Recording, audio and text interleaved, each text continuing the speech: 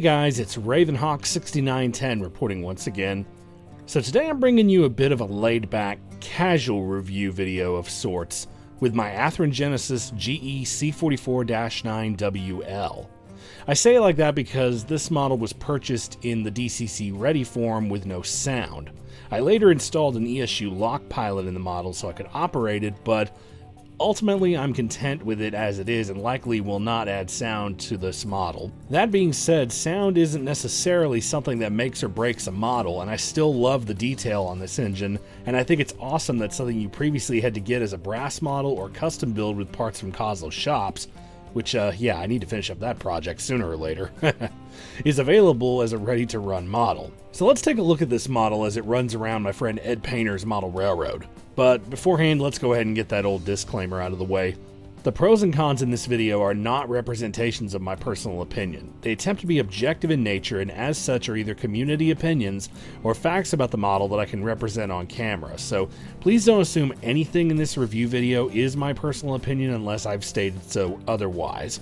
Additionally, it's important to note that I don't speak on behalf of Athearn and am not endorsed by any company. I'm an independent reviewer and the work I do does not reflect the thoughts of any companies in question.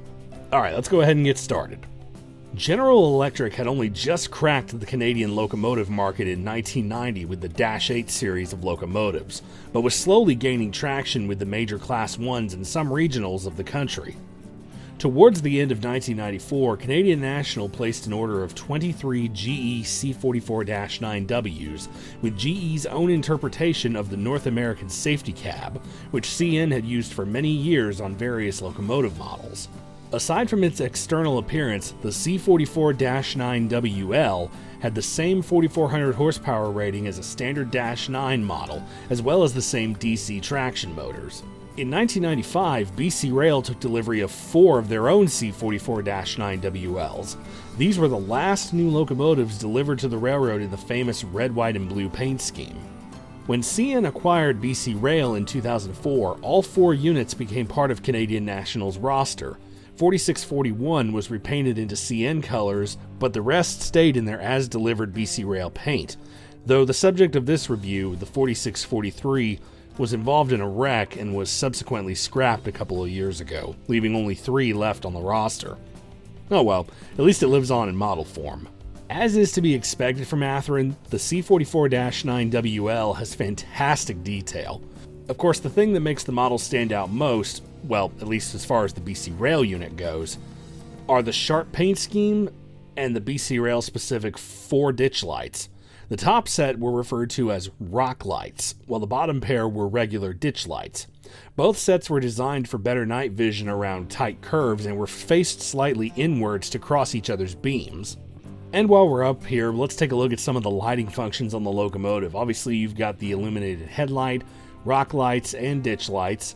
You've got class lights that light up on the nose, and the number boards light up, and there are also some step lighting as well, both there right below the door and on the side of the locomotive as well. I also really like how quiet this model is when running, and no, that's not just because there's no sound decoder in there, but the motor itself is smooth and really quiet. Really nice.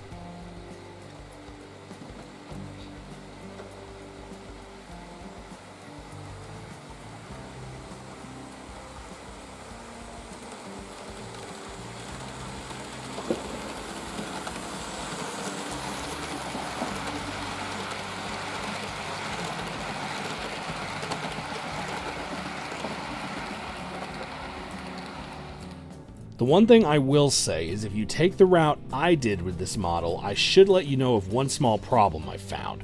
When running with an ESU Lok-pilot, the light functions work just fine as they're supposed to. However, for one reason or another, only half of the ditch lights light up on function 1, which is the traditional function for non-sound models.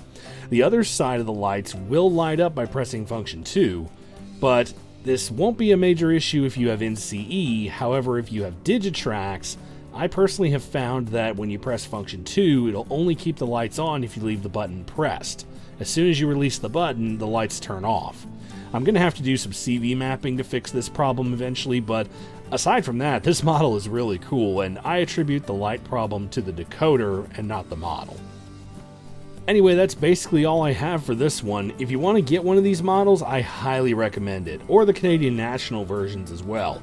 Whether it's a DCC ready or DCC equipped model, this locomotive is great. So if you like Canadian railroading, get it. I insist. So thank you guys so much for watching this more casual review, I guess you could say.